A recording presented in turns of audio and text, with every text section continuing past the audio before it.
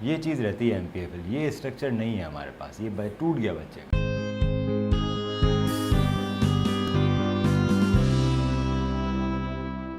कई बार surgery important है बेटा।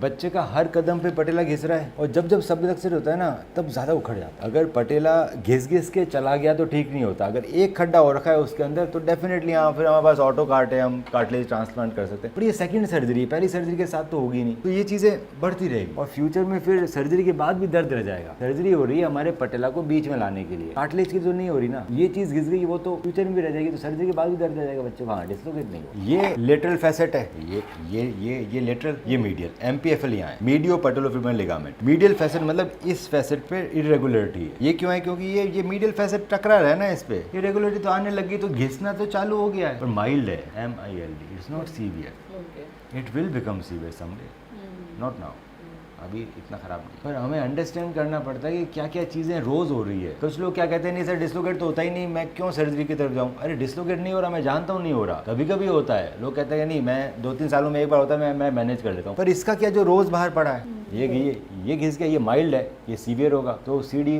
चढ़ना उतरना भी खराब हो जाएगा। फिर सेकंड और थर्ड प्रॉब्लम क्या होती है कि बच्चा गेम से डरेगा, कहीं भी स्पोर्ट्स में आते डर लगेगा कि भाई पटेला बाहर भाग जाएगा, तो उसमें सबलक्सेशन चांसेस और ज्यादा है, तो he will stop playing games, he will stop doing exercises, weight बढ़ता रहेगा। तो एक चीज डैमेज बढ़ती है, तो इसमें सर्जरी के बिना ऑप्शन नहीं। मैंने आपको इसीलिए सही चीजें समझाई कि आपको अंडरस्टैंड होना चाहिए कि इट्स नॉट अबाउट कि हाँ हमारा एक डिस्लोकेशन साल में एक बार हो रहा है, ये कॉन्स्टेंट रोज हमारा चीजें खराब हो रही है, जो हमें बचानी जरूरी है। जो चीज टूट गई उसको नया बना देंगे हम लोग। वो होती कैसे है वो मैं आपको दिखाता हूँ, जो मैं डिस्कस करूंगा आपसे कि MPFL में एडवांसमेंट क्या है। तो बेसिकली हमें एक लिगामेंट बनाना है, डबल बंडल लिगामेंट बनाएंगे। तो मैं छोटा छेद यहाँ करेंगे पटेला के पास में, और ये ड्रिल किया, और फिर मैंने ये बच्चे का लिगामेंट है, ये बच्चे का टेंडन है, हैमस्ट्रिंग टेंडन, जो मैं निकालूंगा। बच्चे का टेंडन निकलेगा यहाँ पे छोटे छेद, ये पीछे वाला है। पीछे बहुत सारे टेंडन होते हैं बेटा, एक टेंडन निकालूंगा। हर लिगामेंट बनाने के लिए टेंडन निकालना पड़ता है। यहाँ से निकालेंगे वापस बन जाएगा वो टेंडन, वो परमानेंट लॉस नहीं रहेगा। हैमस्ट्रिंग जो निकालेंगे इट विल रीग्रो। हेयर खराब हो जाते हैं, ट्रांसप्लांट कर लेते हैं, चमड़ी खराब हो जाती है, ट्रांसप्लांट कर लेते हैं, तो उसमें ब्लड वेसल्स डेवलप हो जाती है, वो उग जाता है। उसी तरह से इसमें ब्लड वेसल्स आ जाएगी, ये नॉर्मल लिगामेंट बन जाएगा, इसलिए ज़िंदगी भर चलेगा। क्यों? क्योंकि तुमका खुद का पार्ट है, आर्टिफिशियल नहीं है कुछ। ये मैंने 2 एंकर यहाँ डाले, और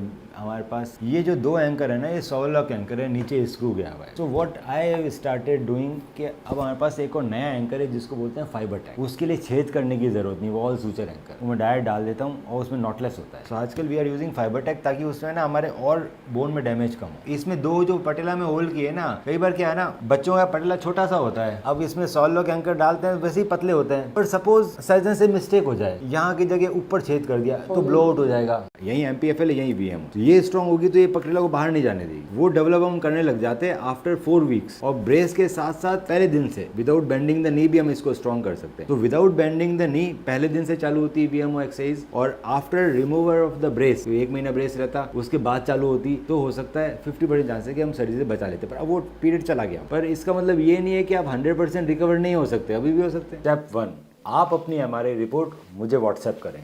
स्टेप 2, मैं आपकी MRI रिपोर्ट को डिटेल में स्टडी करके बताऊंगा कि क्या हम आपको बिना सर्जरी के ठीक कर सकते हैं, या फिर हमें सर्जरी करने की ज़रूरत है, ACL इंटरनल ब्रेस सर्जरी, और आपके नी में ACL के अलावा और क्या क्या समस्याएं हैं और उसे हम कैसे ठीक कर सकते हैं। स्टेप 3, जब आप मुझसे मिलने आएंगे तो मैं आपके नी का डिटेल्ड फिजिकल एग्जामिनेशन करूँगा, आपकी फिल्म्स को डिटेल में देखा जाएगा, और उसको देखते हुए आपसे ट्रीटमेंट ऑप्शंस डिस्कस किए जाएंगे। आपके जितने भी सवाल हैं उन सभी का मैं जवाब दूंगा।